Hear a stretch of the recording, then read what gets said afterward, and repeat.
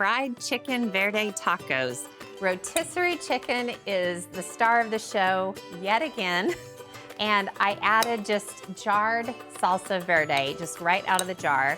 And I'm stirring the chicken and the salsa together just so the chicken is totally coated in all that yummy green wonderfulness. So I am going to build the tacos. I'm gonna fry 3 at a time, so I'm gonna go ahead and build those.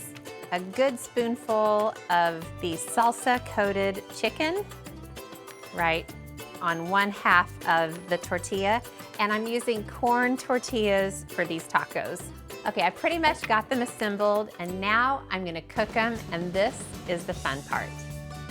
I'll take the first taco, fold it, and use the tongs to help keep it closed while I put it in an inch of hot oil. Then I'll do 2 more. By the time all 3 are in, the first one's ready to flip, followed by the others.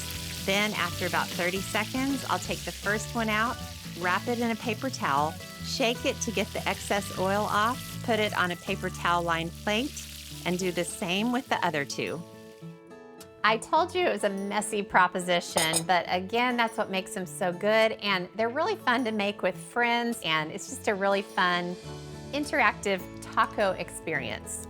So I'm gonna make a little bit of a dipping sauce for the tacos, and all it is sour cream, more salsa verde.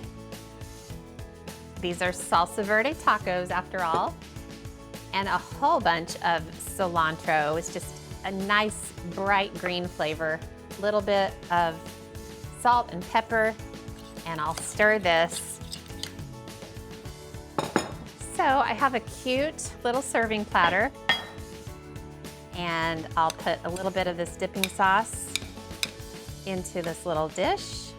I always have a contest with myself to make sure I can get it all in the bowl and not outside the bowl. Ooh, I did it.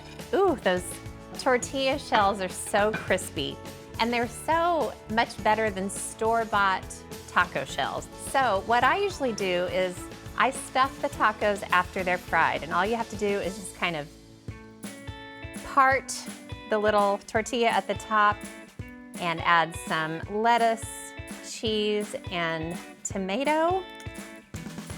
And you don't want to pull it too hard because you don't want to break the shell. So just kind of pull the very, very top apart.